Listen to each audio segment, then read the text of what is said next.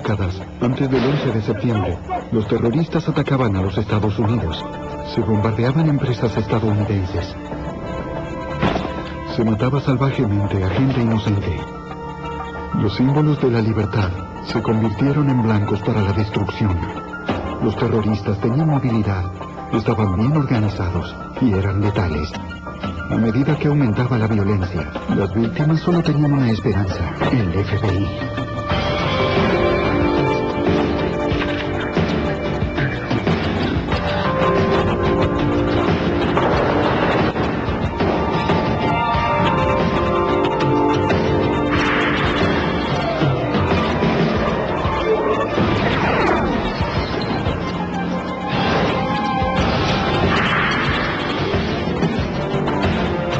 Los archivos del FBI. En los años 70, las ciudades de Estados Unidos se convirtieron en un campo de batalla para los radicales croatas. Su agenda de violencia apuntaba a los de su propio pueblo que vivían allí. Soy Jim Kallstrom, exdirector del FBI en Nueva York. Los agentes de todo el país trabajaron para desentrañar una compleja red de extorsiones, bombardeos y asesinatos. Corrían riesgo familias croatas inocentes que intentaban una nueva vida en Estados Unidos. Resistencia radical. En este episodio, algunos nombres se cambiaron. Ciudad de Nueva York, 1977. El 14 de junio por la mañana, 3 hombres se acercan a la misión diplomática yugoslava en las Naciones Unidas. Fuera de la embajada, un oficial de la policía de la ciudad de Nueva York hace guardia. Adentro, los agentes de seguridad yugoslavos protegen la embajada. Uno de ellos les pide a los visitantes que se identifiquen.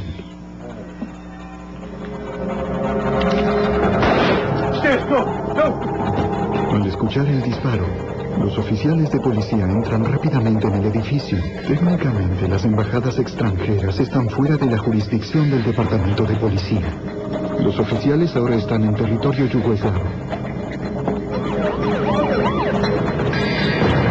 Cuando llegan los refuerzos, los oficiales dentro de la embajada tratan de negociar con los 3 hombres, pero se atrincheraron en una oficina del piso superior. Los intrusos les advierten que tomaron a una mujer como rehén. La matarán si alguien intenta entrar. Un oficial se ofrece como rehén para sustituirla. Los asaltantes se niegan. Los agentes de la oficina del FBI de Nueva York acuden al lugar. Según la ley federal, el FBI es el responsable de investigar los ataques en embajadas extranjeras. El agente especial, Glenn Cross. Cuando llegué, había oficiales de policía en el parque, en los edificios linderos con rifles con mira telescópica, y las unidades de emergencia estaban entrando al edificio. Lo que pasaba por mi mente era: ¿qué está sucediendo adentro? Los sospechosos aparecen en una ventana del piso superior, blandiendo una bandera croata. Arrojan volantes de propaganda a la calle. Los volantes apelan a las Naciones Unidas para que obliguen a la Yugoslavia comunista a que conceda la independencia a Croacia. Trataban de obtener publicidad para su causa y mostrar el régimen opresor que existía en Yugoslavia y cómo se oprimía al pueblo croata. Un negociador de secuestros habla con los sospechosos durante casi 2 horas. Finalmente aceptan salir, pero solo si los detienen las autoridades norteamericanas, no los oficiales yugoslavos. Trataban de protegerse de los oficiales porque sabían que si los atrapaban, los matarían.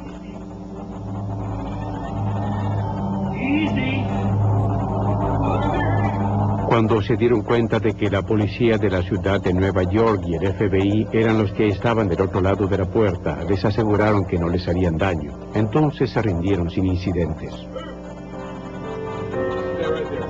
Los sospechosos revelan que nunca tuvieron un rehén.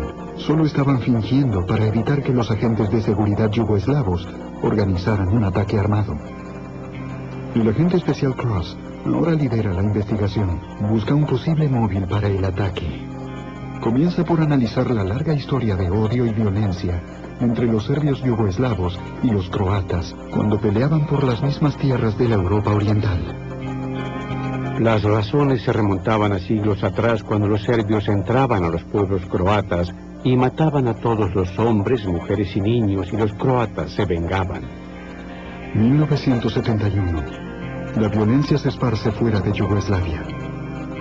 Los radicales croatas asesinaron al embajador yugoslavo en Suecia. En 1972, secuestraron un avión sueco y obligaron al gobierno a liberar de prisión a 7 presos políticos.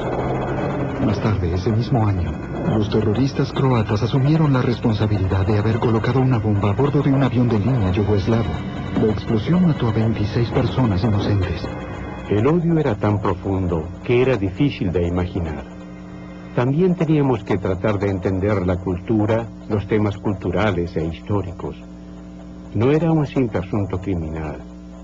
Había mucha venganza de los dos lados. Ahora, esa venganza se extendió de Europa a los Estados Unidos. Es una tendencia aterradora. Cross se contacta con otros agentes del FBI en las embajadas estadounidenses de todo el mundo. Le confirman que aumentaron los ataques croatas a embajadas y diplomáticos yugoslavos mundialmente. El agente especial Cross trabaja con la policía y los fiscales, brindando información sobre los hombres que atacaron la embajada yugoslava. 4 meses después, el 13 de octubre, un jurado de Nueva York declara a los 3 hombres culpables de conspirar para tomar como rehén al embajador de Yugoslavia en las Naciones Unidas. El jurado también condena al delincuente que hirió al agente de seguridad yugoslavo por ataque con un arma letal. Para el agente Cross, el caso está cerrado oficialmente. Pero todo lo que sabe ahora le dice que el terrorismo croata en los Estados Unidos está en aumento y a punto de explotar. 9 meses más tarde, en Chicago, los temores de Cross se vuelven una cruda realidad. Empresarios croatas aterrados comienzan a llamar al FBI. Todos recibieron una carta anónima, escrita en serbo-croata. Las cartas exigen una gran suma de dinero y amenazan con consecuencias espantosas si el destinatario no cumple con el pago. El agente especial Bjorn Borzen, de la oficina del FBI en Chicago, examina las cartas. Borzen habla el serbo-croata fluidamente y tiene experiencia en contraespionaje. Decían, no están haciendo su parte en nuestra causa por derrocar al gobierno comunista. Hemos evaluado su situación y decidimos que pueden pagar esta suma de dinero. Y les daban instrucciones para que envíen el dinero a un domicilio en Paraguay. Si no lo hacían, pagarían las consecuencias. Es una extorsión, así lo veía el FBI. Era un intento de extorsión y amenazaban su bienestar si no cooperaban. Los agentes no saben si los culpables son espías serbios o criminales croatas. Pero sí saben que los extorsionadores tendieron una gran red. En todo el país, el FBI reúne un total de 52 cartas de extorsión a empresarios croatas. Las cartas son casi idénticas, con una excepción. Los remitentes exigen una cantidad distinta de dinero a cada víctima. Muchas de esas personas eran adineradas, o al menos tenían una buena situación, y podían pagar el dinero que se les pedía. En la ciudad de Nueva York, el agente especial Len Cross lidera la investigación de las cartas de extorsión. En busca de pistas, se contacta con Pero Vujas, un importante escritor político croata que vive en Queens.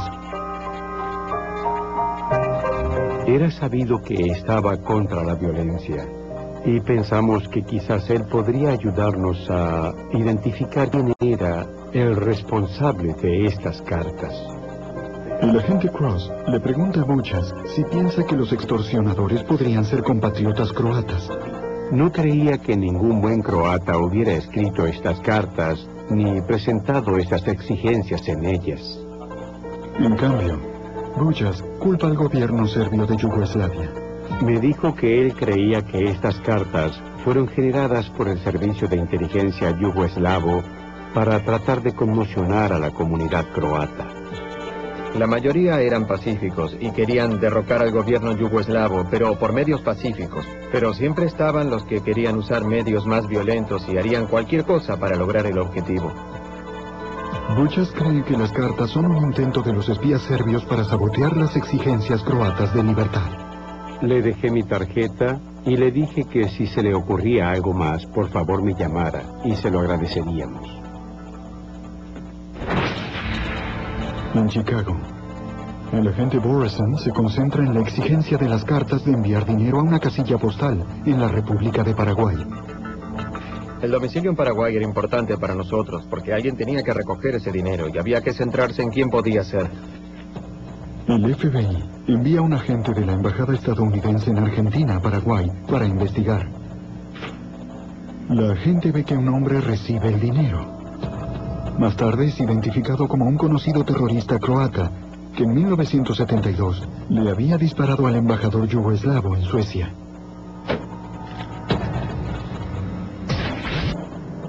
Un mes después, en la ciudad de Nueva York, el caso tuvo un vuelco dramático. Un hombre llama a los canales de noticias locales para decir que se colocaron 2 bombas en la ciudad de Nueva York, una en las Naciones Unidas y la otra en la gran estación central.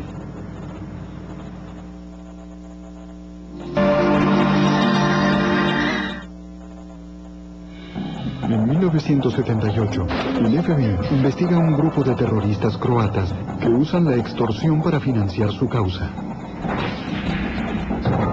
En Nueva York, 2 canales de televisión reciben un llamado de un hombre que dice que se colocaron 2 bombas en la ciudad de Nueva York.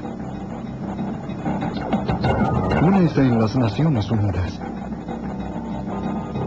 En la entrada de una biblioteca en el edificio de las Naciones Unidas, un oficial de policía encuentra una bolsa sospechosa.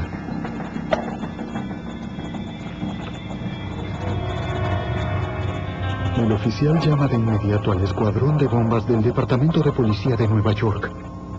Los investigadores encuentran una nota cerca, escrita en serbo-croata. Exige la independencia croata y dice: esto es el principio. Nuestra decisión es suicida. Los técnicos en bombas desarman el artefacto con cuidado. Tiene dinamita y un detonador. El cronómetro está puesto para explotar en 1 hora. Estaba planeado que explotara, solo que no funcionó. En la gran estación central, la policía encuentra la segunda bomba escondida en un armario. Otra vez, el artefacto está acompañado de una carta que reclama la independencia croata. Si alguno de los artefactos explosivos hubiera detonado, todo habría derivado en un gran desastre. El texto estaba en la pared, las cosas se ponían más violentas y sucedían con mayor frecuencia. El FBI cree que es solo una cuestión de tiempo hasta que alguien muera.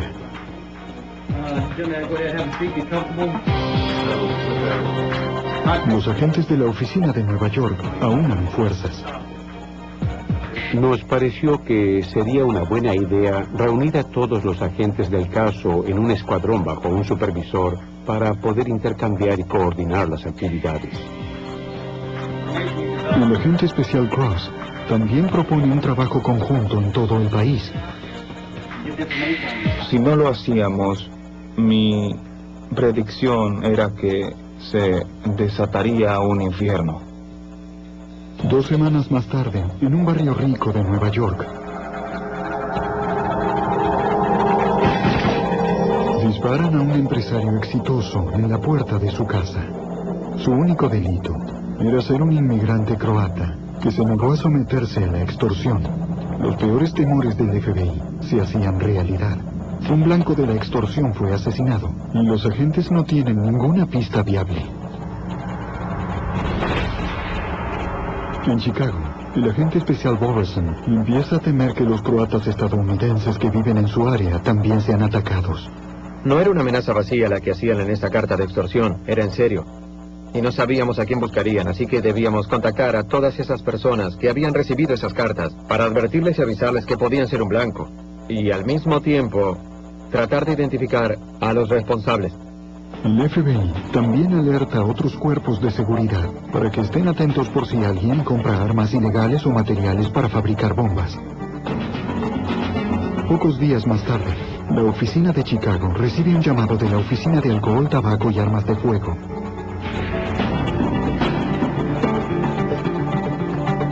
Un conocido radical croata intenta comprar dinamita. Habían encontrado a un individuo en un operativo encubierto que les había comprado 2 estuches de dinamita. Este se encontró con los agentes encubiertos de la oficina de alcohol, tabaco y armas de fuego, que en realidad le vendieron dinamita falsa. El nombre del comprador es Ivo Afenic. Es un miembro importante de un grupo por la independencia croata llamado Otpor. Obviamente planeaban poner más bombas, por eso estaban comprando eso. El nombre de la organización es Hrvatski Narodni Otpor, que significa Resistencia Nacional Croata. La palabra Otpor significa resistencia.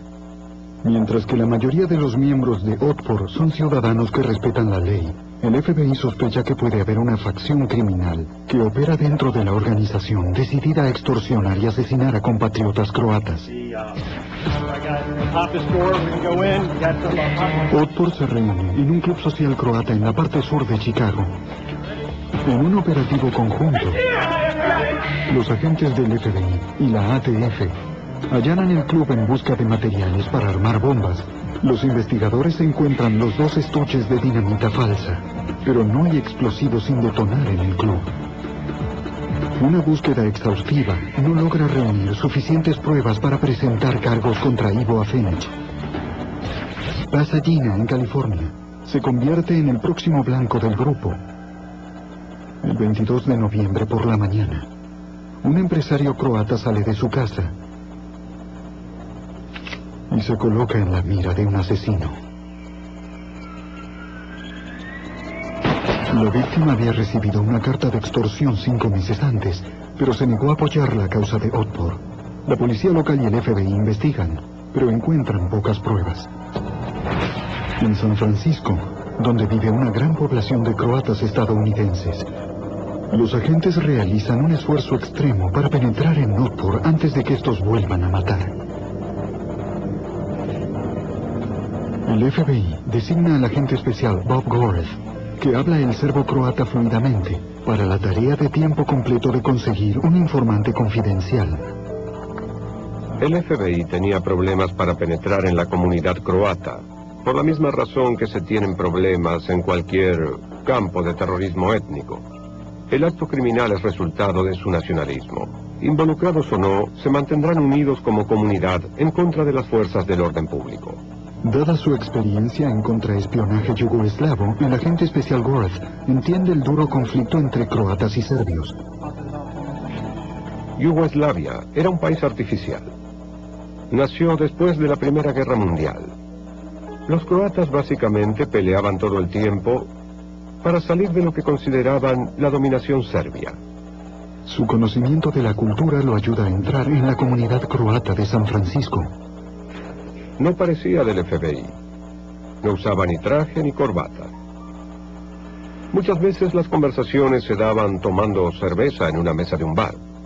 Teníamos que encontrar la manera de derribar la pared y convencer a alguien de adentro que tuviera información de que lo que hacían estaba mal moralmente. Tenía que ser una cuestión de conciencia o de conversión real de pensamiento. En San Francisco, o Chicago, o Nueva York, los agentes del FBI comparan datos, tratando de encontrar a alguien de la organización que les pueda dar información sobre este grupo misterioso y muy unido. El agente que lidera el caso en Nueva York es Len Cross. Eran cerca de las 6 de la tarde y estábamos repasando las pistas y pensando qué necesitábamos hacer después, y recibí un llamado. Tras 4 meses de silencio, Pero Buchas, el escritor croata activista, está desesperado por hablar con Cross. Y me dice, necesito hablar con usted ahora. Tengo una carta de amenaza. Y me dice, le voy a decir todo. Sé quién es el responsable. Ese llamado puede ser la oportunidad que el FBI necesita. Entonces le digo, bien, ya voy, lo veré en su casa. Estaré ahí lo antes posible.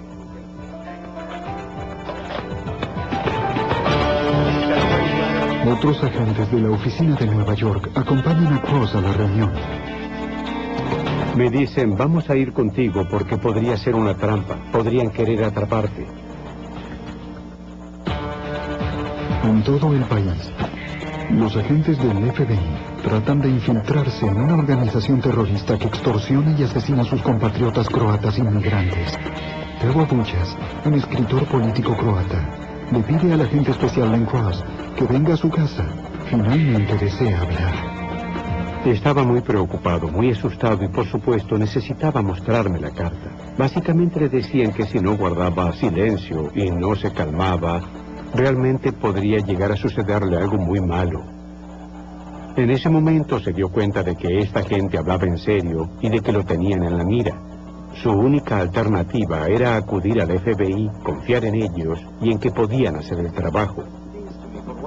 El escritor le dice al agente Cross que cree que los miembros de Otpor están tras las cartas y la violencia. Y dice, son una banda de criminales que se infiltraron en las organizaciones croatas. En ese momento expuso quiénes eran los principales hombres en todo el país. No podía decirnos quién escribió las cartas, pero nos dijo que estas son las personas que llevan a cabo toda la operación.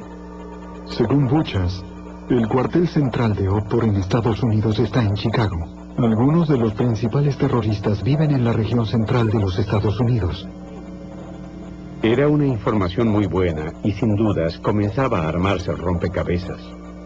En Milwaukee, Wisconsin, los agentes del FBI se contactan con un sacerdote croata quien, según sabían, es influyente en toda la comunidad croata del centro de Estados Unidos.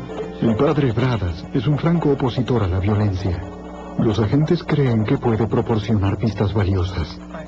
Un agente del FBI de la oficina de Milwaukee lo entrevista en la escuela católica donde trabaja. Mientras habla, el padre Bradas abre su correspondencia. Un paquete contiene un libro. El agente ve un cable. Observó baterías, cables y explosivos. El agente, preocupado por dónde se encontraba, una escuela primaria con niños pequeños, tomó el libro y salió corriendo. Un técnico es enviado para desactivar el artefacto. Por desgracia, el detonador explota y el técnico pierde parte de la mano. El FBI envía una advertencia a las 52 víctimas de extorsión que identificaron en todo el país. Cuidado con los paquetes del tamaño de un libro envueltos en papel marrón. Al día siguiente, en Queens, Nueva York, Teo Buchas recoge su correspondencia.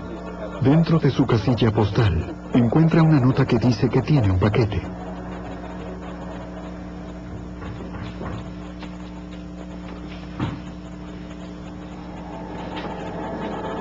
El empleado del correo no lo encuentra.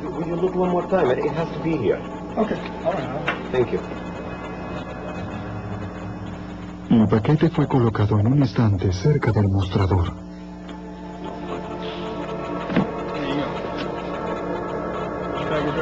Parece un libro. Buchas llama al agente especial, Len Cross. Recibí un llamado que me decía, recibí una bomba, está en la oficina de correo, ¿quiere que la busque? Le dije, no, déjela ahí, llamaremos al escuadrón de bombas, nosotros la recogeremos. En el laboratorio del FBI, un experto en bombas estudia el paquete. Es casi idéntico a un artefacto explosivo enviado a Milwaukee. La construcción de este libro bomba era muy similar. El corte parecía el mismo. El sistema de detonación era el mismo. Era el mismo tipo de dinamita, el mismo tipo de detonador. Los matasellos en el envoltorio muestran que ambas bombas fueron enviadas desde Akron, Ohio, el mismo día. Los agentes alertan a las autoridades de Ohio. En Cleveland, la policía allana la casa de Pavo Kotoras. El radical croata es su principal sospechoso en el bombardeo de una librería croata 5 días antes.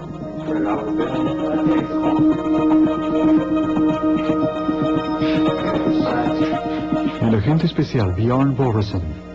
Durante el allanamiento, encontraron un libro que estaba calado. Y obviamente era un libro bomba. La bomba es un prototipo. Una vez más, en el lugar no hay explosivos sin detonar. Sin más pruebas, no puede realizarse un arresto. Los investigadores tratan de relacionar el prototipo con las bombas en los libros que se enviaron a Milwaukee y a Queens. Cada fabricante de bombas tiene su estilo propio. Y por supuesto, uno de los motivos es la seguridad. Lo harán siempre igual, porque si cambian algo, conectar una bomba en un libro se vuelve muy peligroso. En el laboratorio, el agente especial Danny Klein compara los 3 artefactos. Cada libro está calado hasta la misma profundidad. El adhesivo y la soldadura utilizados para construir los artefactos tienen la misma composición química. Hasta las marcas diminutas de las herramientas en el cableado de las bombas coinciden. En el laboratorio creen que este fue el prototipo que se usó para hacer las 2 bombas anteriores. No hay modo de saber cuántas bombas más se construyeron con este prototipo.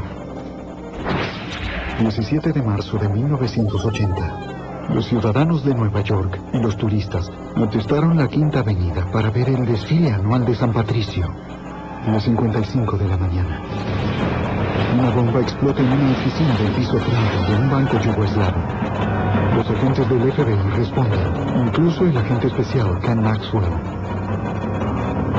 Entrevistamos a los empleados del banco, los empleados de las oficinas vecinas, la gente de mantenimiento, la gente de envíos, cualquiera que se hubiera acercado al número 500 de la Quinta Avenida ese día. La única prueba significativa que los agentes encuentran es otra nota, donde Otpor reivindica el ataque. Los terroristas lanzan una amenaza escalofriante. Los ataques con bombas seguirán hasta que Croacia sea liberada.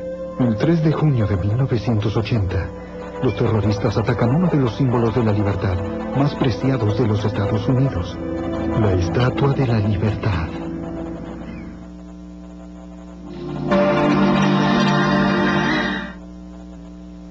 El 3 de junio de 1980, los terroristas croatas atacan uno de los símbolos de la libertad más preciados de los Estados Unidos, la Estatua de la Libertad. El agente especial Ken Maxwell ayuda en la investigación del ataque. Alguien había entrado en lo que se denomina el Salón de Historia del museo.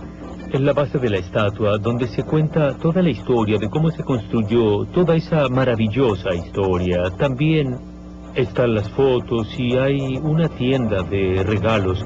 Todo eso había volado en pedazos y toda la base de la estatua había sufrido un daño considerable. Varios grupos violentos se adjudican la responsabilidad de este ataque, inclusive la Organización para la Liberación de Palestina, los cubanos anticastristas y hasta los neonazis. A principios de los 80, las reivindicaciones múltiples eran frecuentes. Los investigadores buscan fragmentos de la bomba minuciosamente, con la esperanza de que las pruebas los ayuden a determinar qué grupo es el responsable. Hey guys, looks like I got a wire over here. Pasamos ahí toda la noche, tamizando los escombros y desechos, y encontramos algunas partes.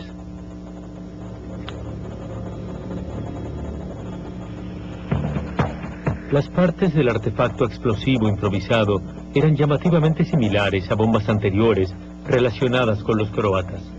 Lo que comenzó como un intento de extorsión a decenas de croatas estadounidenses llegó a ser una campaña de violencia. La Estatua de la Libertad era el símbolo que más atraía a los potenciales terroristas por lo que significaba. Ellos pensaban que Estados Unidos no estaba escuchando su causa. Así que hagámosle notar y mostrémosle a Estados Unidos que este es un tema importante para nosotros.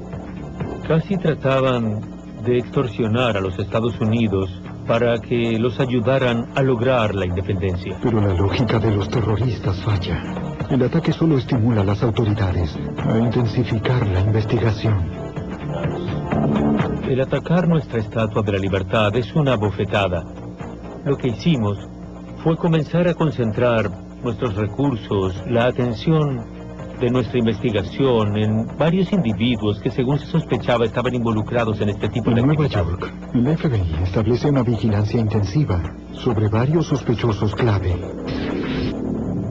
En San Francisco, el agente especial del FBI, Bob Garth, continúa sus esfuerzos por conseguir un informante dentro de la banda terrorista. Durante un año, no hice más que hablar con croatas. Es muy importante entender a la gente, hablar su idioma, entender de dónde vienen, en cierto modo identificarse con ellos, para poder hablarles en términos que entiendan y aprecien. Entrevisté a más de 300.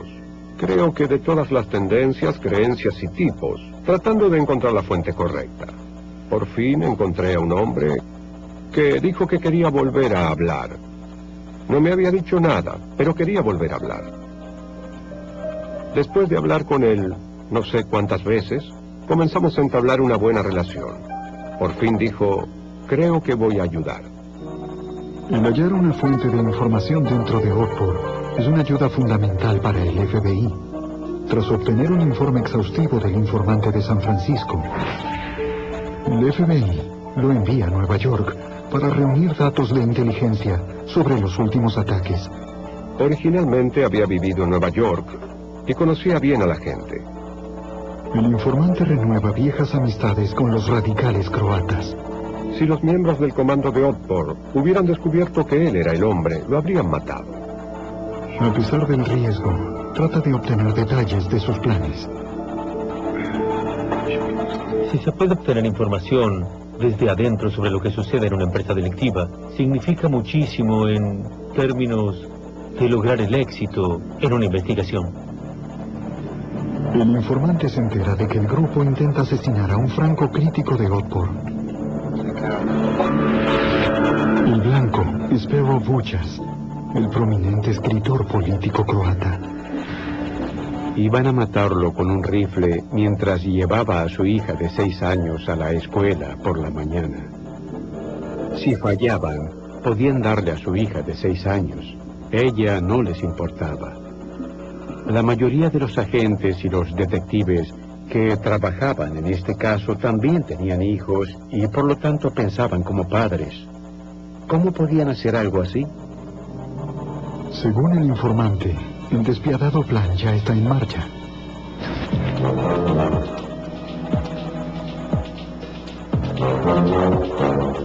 El agente especial Ken Maxwell observa a 2 terroristas estacionando una camioneta cerca de la casa del blanco.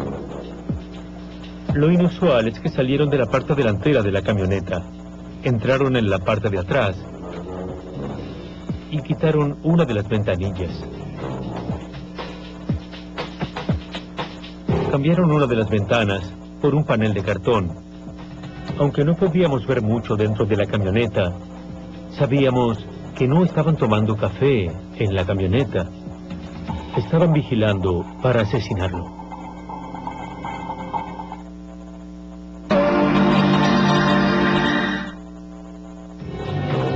En Nueva York, los agentes creen que los asesinos croatas intentan matar a Pero Vučas cuando lleva a su hija de 6 años a la escuela. Vučas trabajó con el FBI para identificar a los terroristas. El agente especial Len Cross le advierte a Vučas que se quede dentro de su apartamento. Si hubieran intentado salir del auto y dirigirse a su residencia y hubiéramos visto algo parecido a un arma, no habría condiciones ni salvedades. Los habríamos matado. Afortunadamente, Vučas y su hija permanecen escondidos, lo que obliga a los francotiradores a abandonar su plan macabro.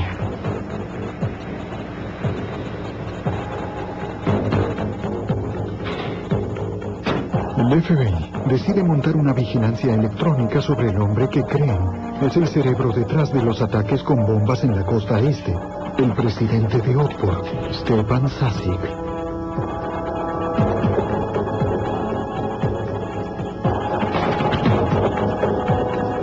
Dirigía las operaciones aquí en Nueva York, así que obviamente era el lugar indicado para poner la trampa, especialmente en vista de que los individuos venían a él y ahí se reunían.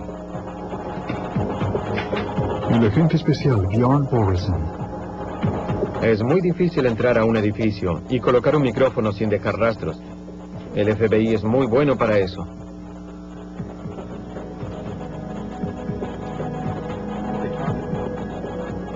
Muy cerca, establecimos un punto de escucha y teníamos al menos un traductor todo el tiempo. Su tarea es traducir del croata al inglés. e identificar cada voz en la cinta. También deben descifrar las palabras en código que usan los terroristas. No van a decir palabras como dinamita, pueden decir cosas o piezas.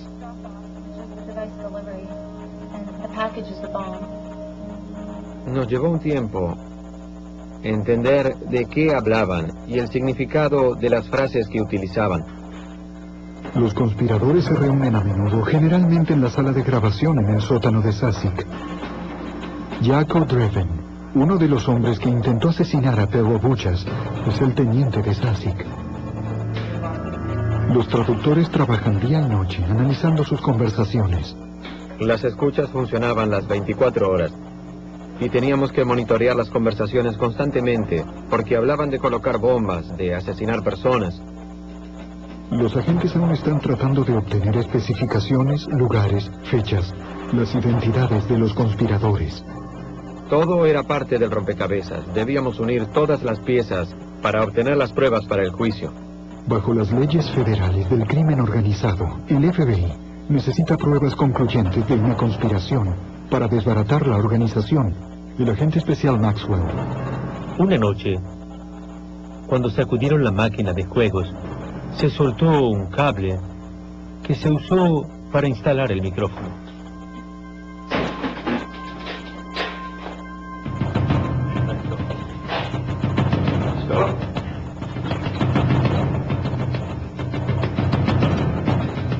Parecía un cable común, no parecía tener una cabeza como tendría un micrófono normal. De modo que si uno lo veía no sabía qué era. Del otro lado, los traductores oyen a los conspiradores hablando sobre el cable. Lo que decían era, ¿qué es eso? Y uno de ellos se dio cuenta rápido, porque él había realizado toda la instalación eléctrica de la casa, y dijo, yo no puse ese cable ahí. Sabían que ahí había algo que no debía estar. La siguiente pregunta es, ¿saben qué es? Los conspiradores comienzan a seguir el cable. Siguieron el cable fuera del sótano, hasta la fuente de energía en la calle, y lo arrancaron. Para el FBI, el micrófono es vital.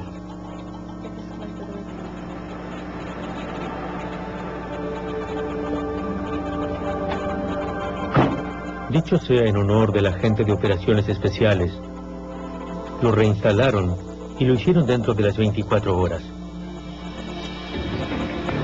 Creo que ellos pensaron que habían ganado en esta ocasión, sin advertir nuestra persistencia. Y esta vez, evitamos la máquina de juegos. Los agentes escuchan a Stefan Sasik y Jack O'Dreven planear la próxima operación. Hablaban de, preparémonos, quiero que tú hagas esto, quiero que des el golpe. Y sabíamos que se trataba de una bomba.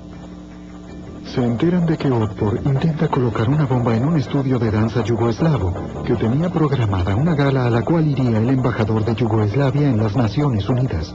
El agente especial, Len Cross. Habría más de 300 personas aquí. En ese momento nuestra preocupación era muy grande porque ahora van a atacar a grupos. No les importa quién saldrá lastimado. Los agentes siguen a Dreven. Va a Bridgeport, Connecticut, donde visita el hogar de un hombre llamado Vuka Julik. Entró en la residencia con las manos vacías. Cuando salió tenía una bolsa marrón de cierto tamaño y al parecer dentro de ella había algo voluminoso.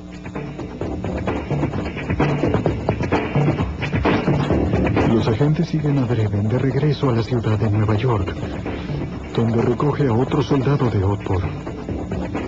Los hombres se encaminan hacia su blanco.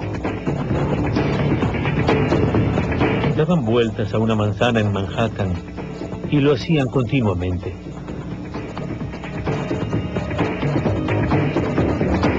Los agentes ven a Dreven reconociendo el terreno. Deja la bolsa sospechosa en la camioneta. Se decidió que si ellos sacaban la bolsa, los arrestaríamos. No íbamos a arriesgarnos a un ataque potencial en el centro de Manhattan. Los agentes observan cada movimiento del sospechoso mientras regresa a la camioneta. Los terroristas hacen el reconocimiento del edificio y luego abandonan el área. Los agentes sospechan que tienen una bomba en la camioneta. El FBI no puede arriesgarse a un ataque terrorista sobre cientos de inocentes. Los agentes obtienen órdenes para allanar los domicilios de Stefan Sašić y Jaco Dreven.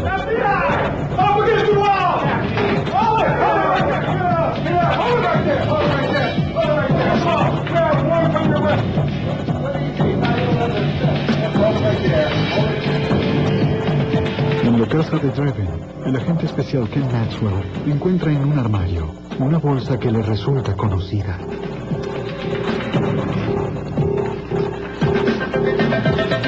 Cuando abrí la bolsa, vi un bolso de mujer que estaba abierto, y dentro de él había barras de dinamita envueltas en cinta, un mecanismo de relojería, un despertador, un detonador eléctrico y cable. No siempre se encuentra una bomba a nuestros pies. Las autoridades detienen a Dreven. Del otro lado de la ciudad, el agente especial Len Cross y su equipo allanan el domicilio de Stefan Sašić, el presidente de Otpor. Uno de los miembros de mi equipo revisaba una pila de telas y encontró el rifle con mira telescópica y también las municiones. Los investigadores sospechan que los conspiradores de Sašić usaron el rifle unas semanas antes, en un plan para asesinar al escritor político y colaborador del FBI, Pavel Buchas. Los agentes arrestan a Sašić por conspiración, bajo la ley del crimen organizado. Se le leyeron sus derechos y los rechazó. Él no estaba colaborando mucho. 4 días después, los agentes del FBI y la policía allanan el domicilio de Buka Julik en Bridgeport, Connecticut. Julik proporcionó a Dreven la bomba para el estudio de danza. Un técnico en bombas, al mover unas ropas, vio en el suelo, en un bolso, una cantidad considerable de dinamita. Y sobre la dinamita había detonadores eléctricos sin estallar. Los agentes arrestan a Buka Julik.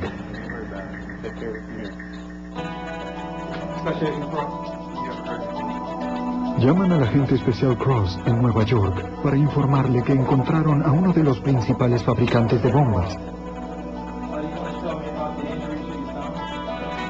Cross vuelve a interrogar a Stefan Sašić y le pregunta si conoce a un hombre llamado Buka Julik. Me dice sí, un poco. Le digo, usted está en problemas, acabamos de arrestarlo. Tenía una gran cantidad de explosivos, detonadores y armas en su casa. Tenemos pruebas. Sašić sigue negándose a hablar.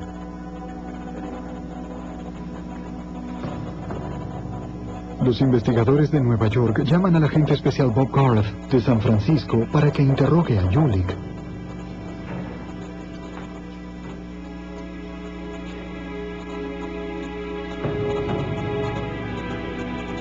El ex miembro de Otpor, devenido en informante secreto, lo acompaña.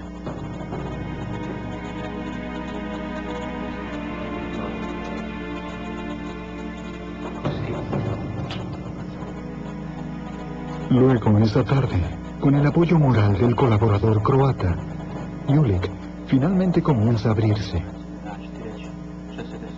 Quería sentir que un compatriota croata le creía, confiaba en él, y que entonces no estaría solo. Y cuando finalmente tuvo valor, dijo, sí, quiero hablar. Y ese fue el eje de todo el caso.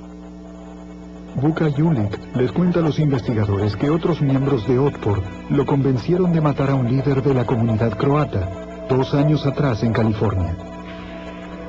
Tras beber toda una noche, por la mañana decidió dar un golpe por la libertad croata y matar a este enemigo del pueblo, y lo hizo. Luego se dio cuenta de que lo que había hecho no ayudaba a la causa croata, sino que en realidad la perjudicaba. Fue uno de los pocos, según creo, que se arrepintió de lo que hizo. Julik acepta atestiguar contra Sašić, Dreven y los otros terroristas croatas.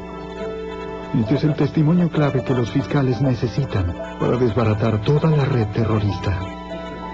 Su colaboración en este caso jugó un papel decisivo desbaratando a una organización del crimen organizado, de la cual detuvimos a los padrinos de 4 familias en 4 ciudades. La ley RICO, originalmente promulgada para detener el crimen organizado, se utiliza por primera vez para pelear contra el terrorismo. En 2 años, 11 miembros de la organización Otpor son condenados y sentenciados hasta 40 años de prisión. Para lograr cualquier tipo de éxito contra el terrorismo, hay que tener la capacidad de llevar al campo de juego el tipo adecuado de jugadores, el tipo adecuado de conocimiento y recursos para poder lograr los resultados. El enfoque de Rambo no ganará contra los terroristas. Están motivados por un sentimiento de nacionalismo extremo, y para lidiar con ellos hay que introducirse en su corazón y su mente. De lo contrario, se los puede detener en un incidente, pero no cambia su mentalidad. Y si no les cambia, lo harán otra vez. Para el FBI y las fuerzas del orden público de todo el país, desmantelar a Otpor fue un logro fundamental. Se detuvo a los terroristas que operaban dentro de los límites de los Estados Unidos.